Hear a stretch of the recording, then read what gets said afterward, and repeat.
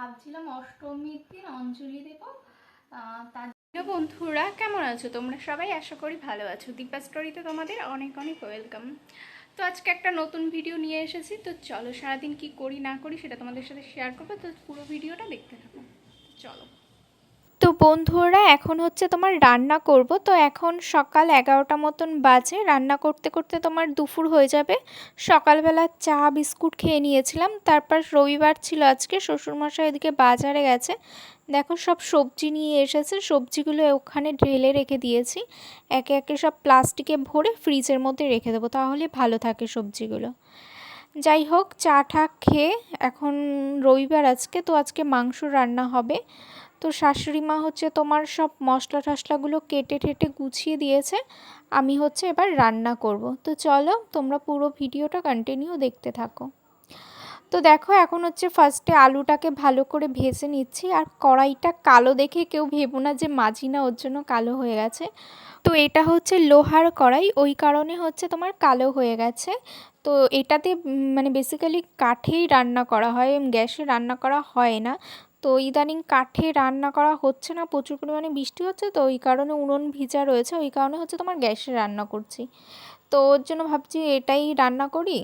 তো ওর জন্য এটাই রান্না করছি। তো দেখো প্রথমে কড়াইতে আমি বেশি করে তেল দিয়ে পেঁয়াজ টমেটো ভালো করে ভেজে নিচ্ছি। আর ফোড়নে হচ্ছে তোমার জিরা আর গরম মশলা দিয়েছিলাম।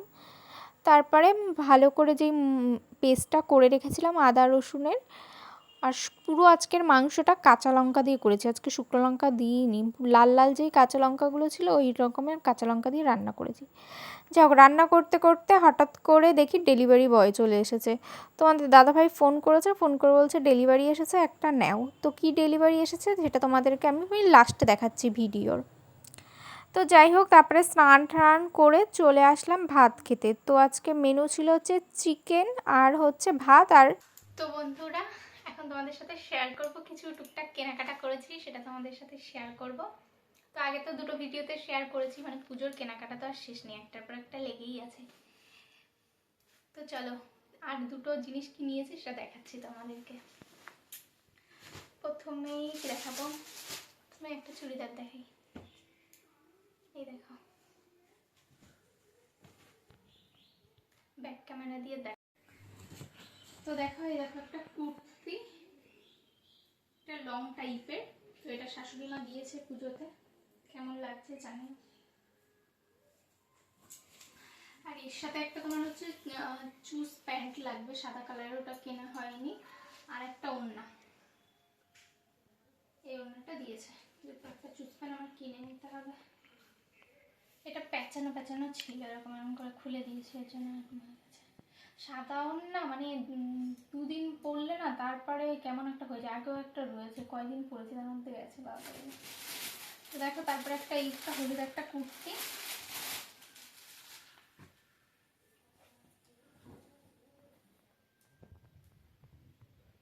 এটাও শাশুড়ি মাই দিয়েছিল, অনেক কয়েকদিন আগে দিয়েছিল, 1 মাস মতন হয়েছে। এটাও এখনো ভাঙিনি, তো এটাও পুজোর জন্যই। তো তারপর হচ্ছে শাড়ি,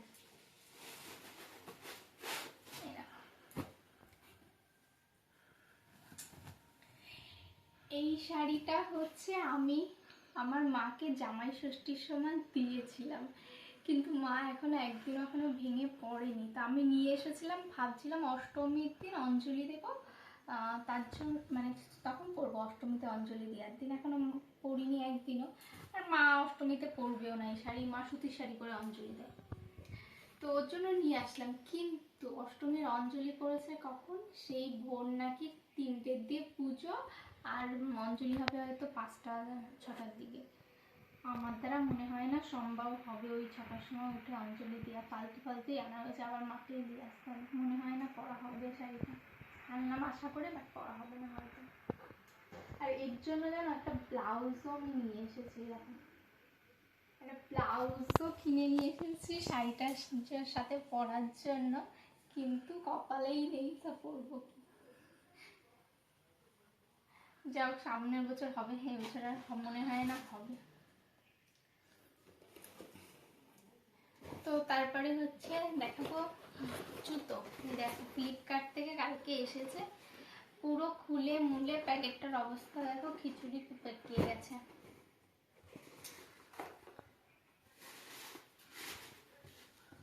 তো এই দেখো এটা, দাঁড়াটা সরিয়ে নি।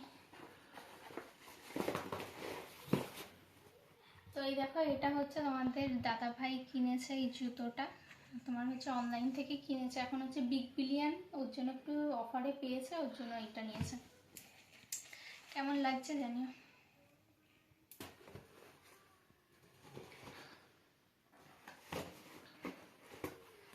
তো তারপরে হচ্ছে আমার জুতো, এই দেখো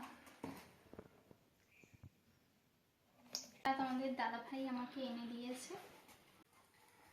আর এই আর একটা জুতো,